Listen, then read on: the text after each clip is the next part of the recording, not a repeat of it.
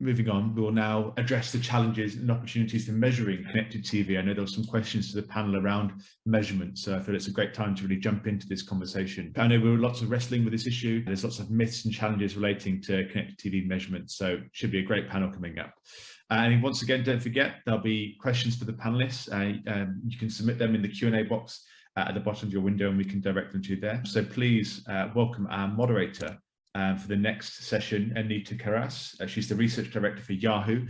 And Anita was recently awarded the IAB Europe's Researcher of the Year as part of the European Research Awards for 2021. So the panel is definitely in safe hands. So I believe Anita is through. So over to you, Anita.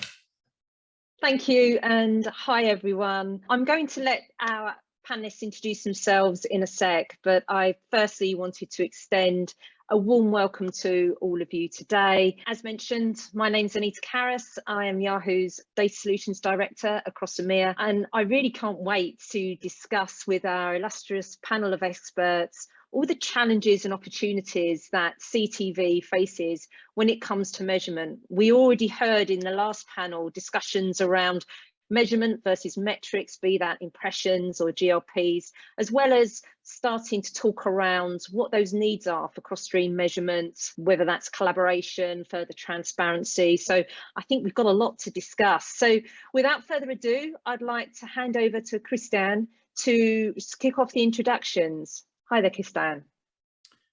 I think Kristanne is struggling to be found in the Zoom green room we have set up here today. So it might be worth going to one of the other panelists to interest them as we find her. Typical, look at that. That's, right. Yeah, that's fine. Paul, can I hand over to you, please? Certainly. Paul Goode from Comscore, been working on digital measurement for many years, in the last 5 years looking at cross-media measurement, initially outside the US, but including the US at the moment.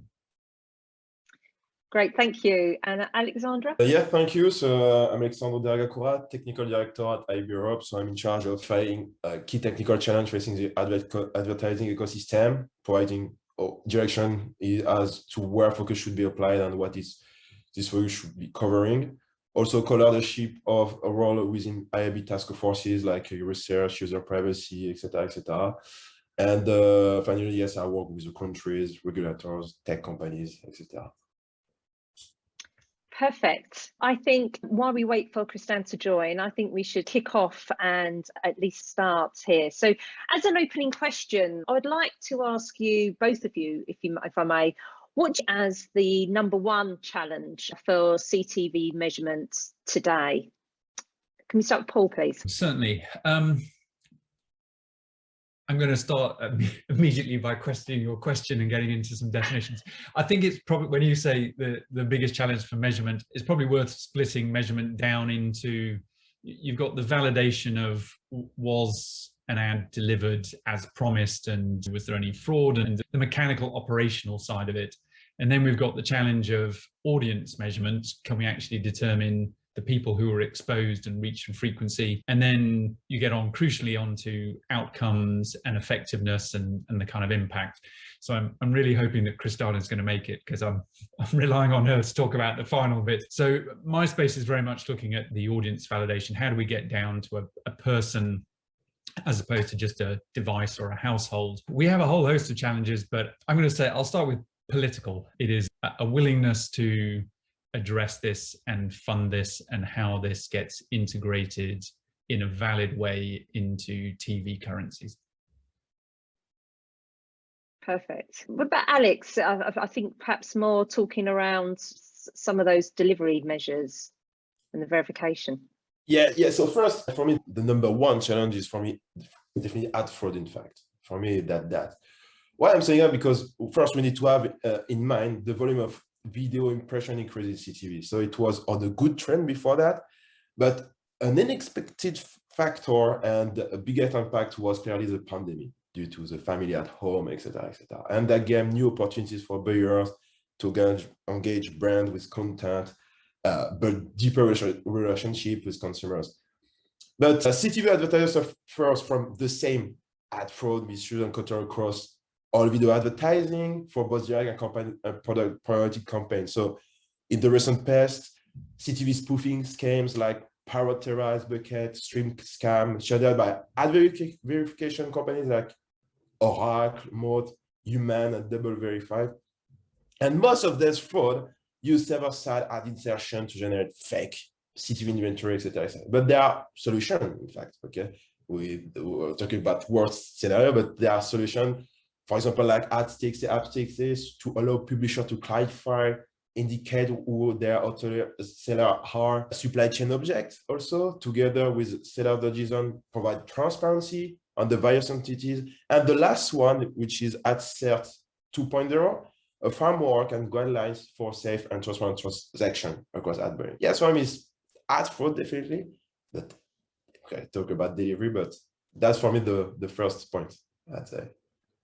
Great. And Kristanne, welcome. You've actually joined right at the right time. I'll let you introduce yourself as the sort of simple question, but we were just also then discussing what we saw as the #1 challenge in CTV measurement today. So if you can incorporate both of those into your response, that'd be great, Kristanne. Yeah, welcome. no worries. Sorry about that. I seem to get lost in the masses of the group. But yeah, so thanks, Anita. So Kristanne Roberts, I work at Kantar in our product development team. So really have that global view as well in terms of, I guess, where the technologies stand in terms of measurement. And I think for CTV, really the biggest challenge from a measurement perspective that we know exists with Kantar is really the fragmentation of the market and the number of different publishers and players that are out there that really does make it hard to combine that and get to a consistent view. And I know it was touched on in the previous panel as well in terms of getting that parity. And I think it's very similar to what we see in digital. And I think that's definitely what we're seeing is the industry going the same way with CTV as well.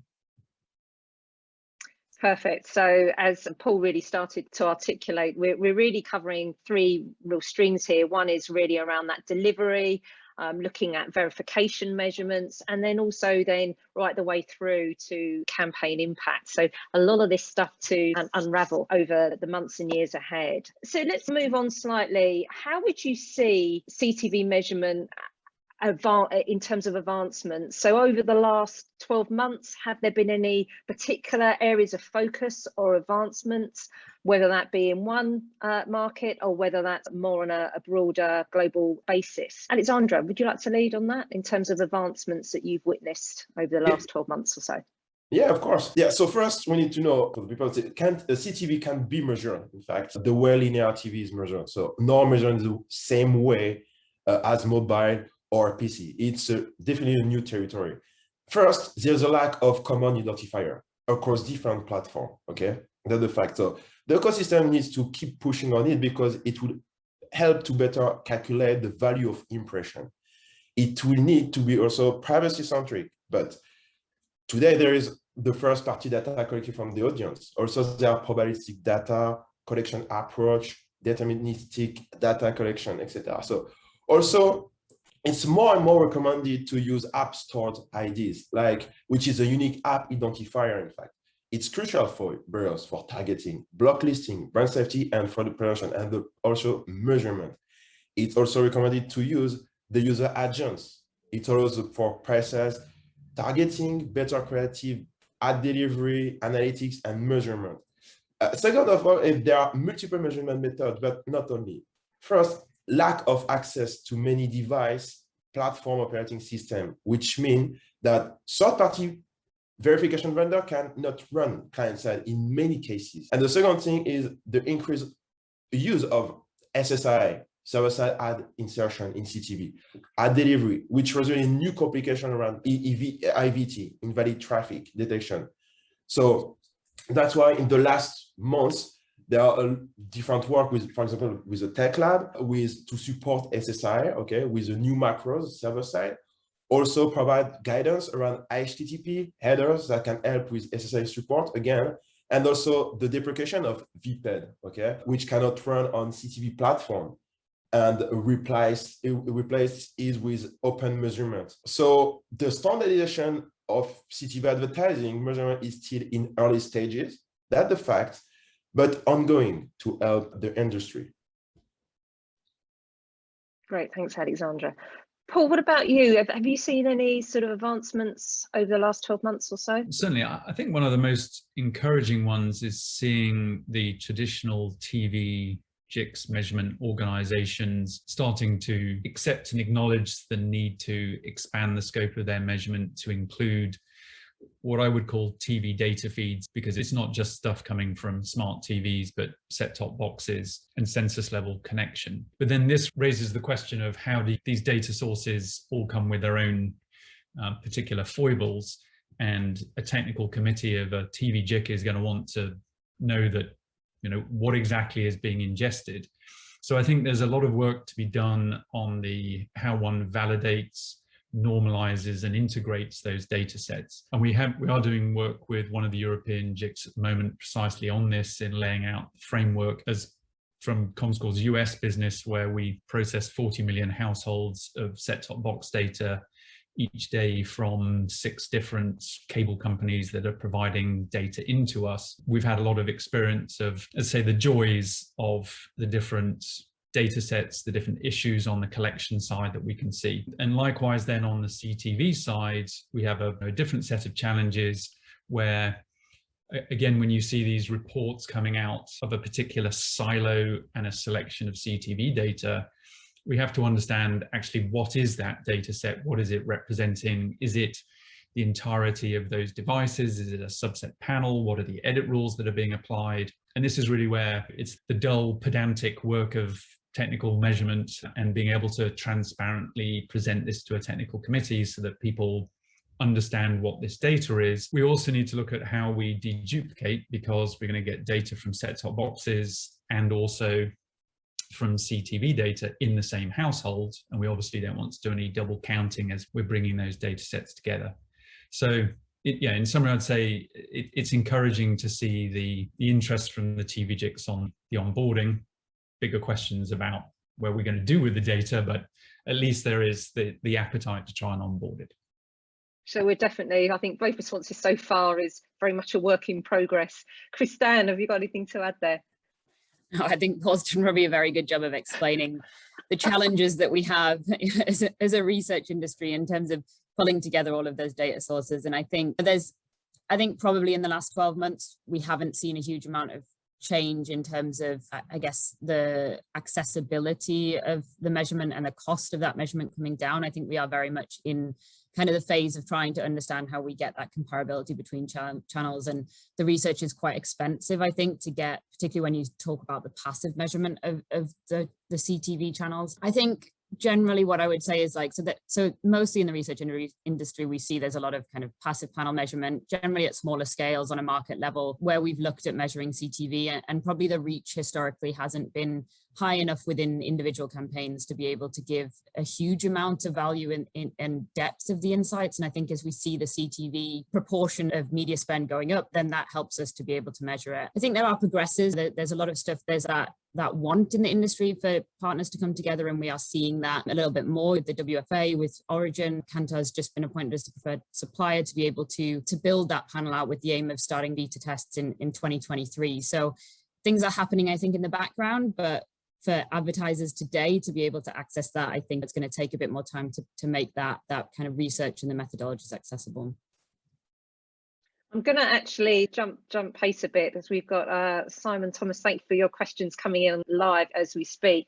Let's move a little bit forward around some of these measurement solutions. One of the questions is, what is the best or stroke most affordable solution to deduplicate accurately across these silos? We talked about the fact that this data is in very many facets, but how do we really deduplicate that to really talk to a person or a device in that measurement strategies? I don't know whether Kristanne or Paul wants to jump in there. And I think from Simon's earlier question around I think we need to agree on scope, which is we're not just looking at extended TV. The ambition of TV JICs just to add in their digital inventory onto linear is not satisfactory from an advertiser and agency point of view.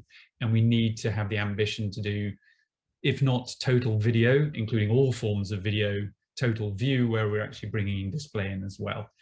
And that's the work that's come out of the World Federation of Advertisers, as Kristanne was mentioning before, to define at least a consistent methodology for bringing all the digital components together, while leaving openness for TV JICs to contribute their TV data in a way that suits them.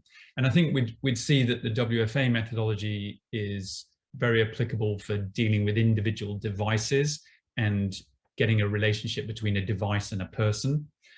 There's still a challenge on the TV side where we're needing to personify household data, set data, and I think there's a different set of methodologies around there. So we're fully, and ultimately what the WFA is proposing is something called a virtual ID or virtual people ID, which is a universe that is equal in size to the population of the country and representative of that.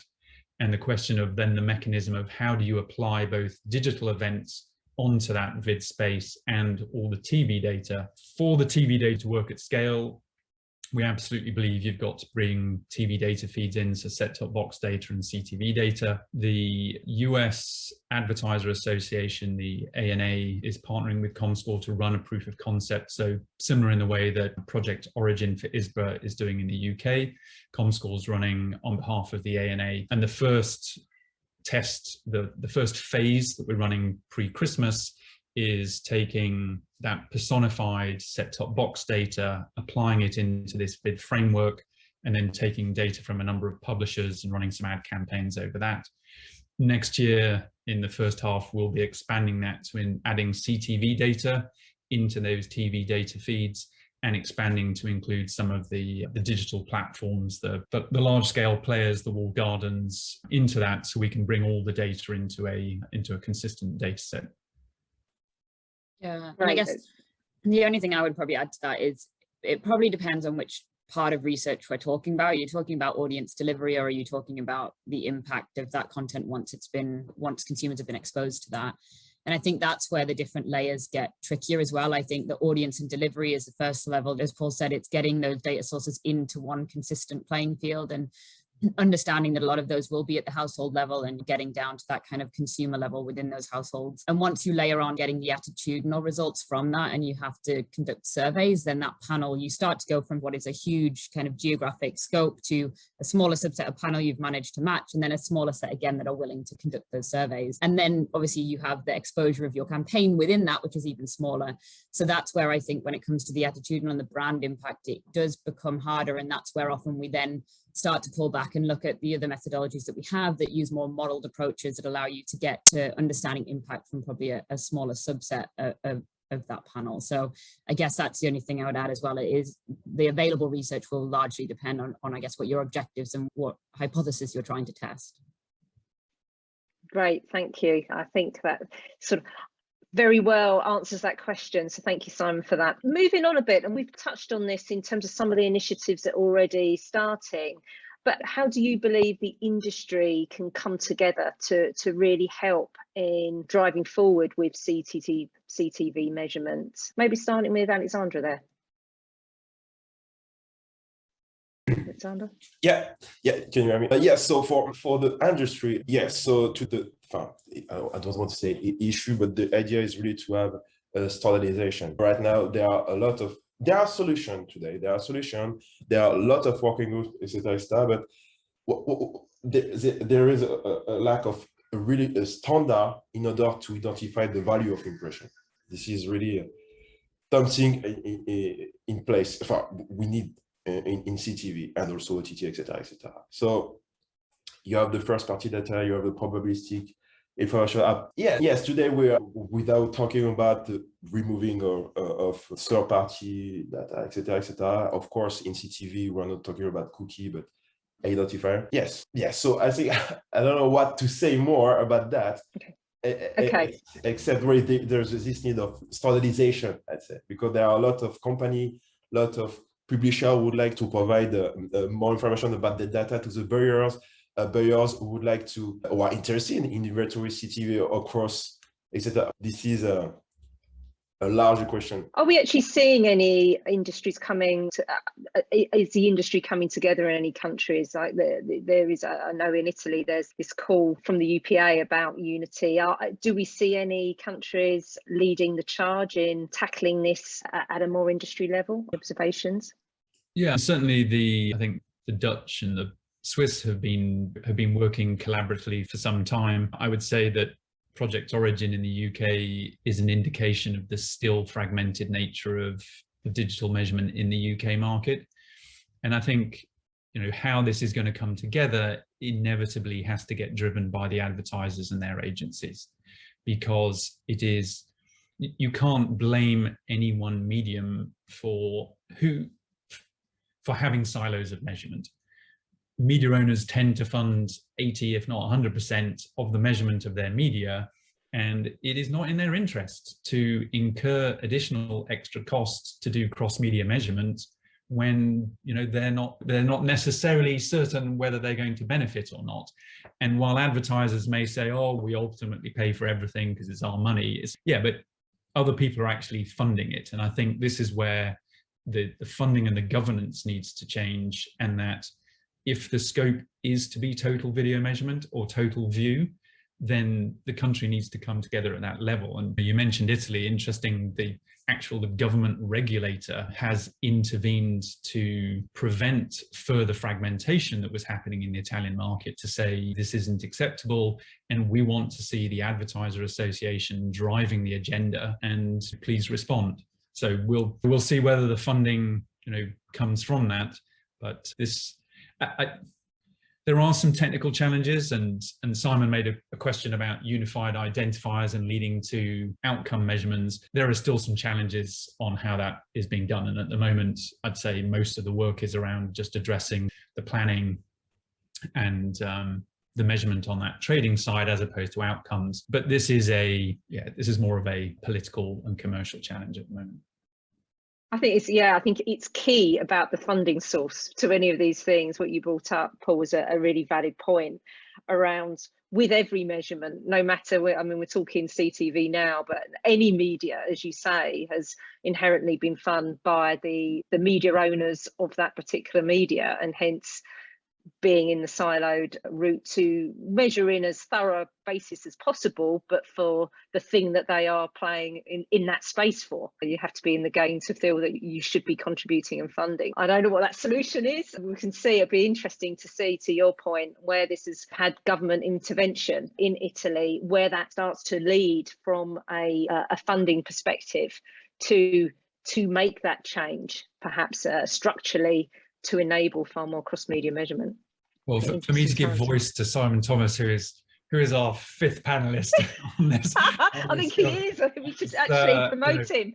As his point in the is the idea of a levy. And my understanding is the South Africans actually introduced this quite a long time ago to help fund some of their media measurement. And I think that would be very helpful, that whatever ad spend comes out of an advertiser and their agencies, that a fixed proportion has to go on the measurement of that media, and therefore where the media ends up, that money has to get allocated towards whatever the communal decision of the governing bodies of those media, so that we can get the proper level of measurement. I think we see similarities with what's happening in CTV as what's happened in digital. And I guess to your points, Paul, Anita, there's a lot of, obviously, research measurement gets paid through the publishers and the media agencies to prove and validate that to the advertisers. But from a Kantar perspective, we see that a lot of advertisers do push us and they want that measurement, and they would be willing to pay for it if they could get the parity, and they want that kind of cross publisher. And I think there is a lot of demand from that from the advertiser side, but because of the way that money has flowed in the past, that's sort of the structure. And there's good reason why publishers do their own independent studies and want to show the value of that. And maybe there's also some inherent risk. And if you move to a cross-publisher study, what does that mean? If you don't necessarily have control over that comparability, you're losing some of that control that could be seen as a risk to your revenues in the future. And so I can understand why a lot of these publishers and a lot of the players in the market are in some ways reluctant to join that. And with Kantar, we've been going through a huge process on the digital side with our Project Moonshot initiatives to try and deliver that to advertisers. And it does take a lot. It takes a lot to get that trust and security to the providers in the market, for them to understand that we're trying to help everyone win in this market, and give that research back to the advertisers that they really want to be able to optimize their brand and work with you guys in a better way. So I think to Paul's point, it is very political, and I think there's some markets that obviously will take some legislation, but I think the additional challenge we probably have with CTV that we see is digital. There are some publishers and players in the game that are cross markets, and I think in CTV we probably see a bit more differences on a market by market basis on some of those providers as well. Yeah, I agree. I think we just go over to Theo's question now, just to change tack a little bit, who says, given all the fragmentation challenges and the multiple options from providers, do you have any concrete recommendations on how to get the most out of starting CTV effectively? So I don't know if anyone wanted to, and this is from an advertiser's perspective, if anyone wanted to tackle that. So this is, how do you really get the most of starting in the CTV space as an advertiser today? Have we got any recommendations? I'm a bit happy to take a stab and start, and if anyone else wants to jump in. I think from an advertiser's perspective, I guess like when anything's new to your media plans, if you're not used to it, we would always advise that you have some budget for innovation to trial these things, because there is some information out there, and in terms of, we have a lot of data from the Kantar perspective in terms of TV effectiveness and the best way to design your content to have the greatest impact. I think some of it is going to be, there is an element of you want to put some budget in innovation, and it's a bit of trial and error, and work with your media agencies who really have the expertise in that area in terms of media planning to try and get their recommendations and understand the best use. But I think the one thing that we always advise to our advertisers is go in with a very clear objective of what. So for every media channel, you should have a very clear objective, and CTV is no different to that. If your objective of that channel is to hit a specific audience because you have better targeting capabilities, then make sure that's very clear with your media agencies when you look at what media to book. I think those would be my recommendations. Is it's trial and error, but do lean on the agencies that you're working with, the expertise that they have, and make sure that you're very clear on what your objectives are with that advertising. Perfect. Those clarity of goals, test and learn, going back to the basics, and obviously leaning on any support networks from the agency is key. Any other comments before we move on? No, we're good. Oh, Alexandre? Yeah, I wanted to add for that. Yeah, definitely. If an advertiser buyer wants to start with the CTV, now there's several ways. For example, discussing with some publishers, because for example, of course, the advertiser has budget, I said previously. Also, they have a budget. Also, they have some goals to achieve, etc. So maybe discussing with some publisher how to achieve that, it's a good way. Also, discussing with, for example, in programmatic with some DSP, because each DSP, and now more and more DSP are technically connected to CTV, to SSP, CTV publishers, etc. So maybe discussing with some DSP and making some tests with a little budget, maybe doing some A/B testing. I don't know this kind of stuff, but maybe doing some A/B testing with some DSP will help them to understand, to test, and maybe increase their budget if they are satisfied. Yeah, discussing with publisher, discussing with DSP. Yeah, several ways to do that, to start. Great, thank you, Alexandra. And that actually brings us to a close on this panel session. Fantastic interaction from both our panelists and the audience today. So I really appreciate all of the questions that came in at real time, that really got everyone's brains ticking to respond on the fly. So hopefully we got to all of those. And I just wanted to thank everyone for their expertise today. It's been a great session. Thank you. Thank you very much, Anita.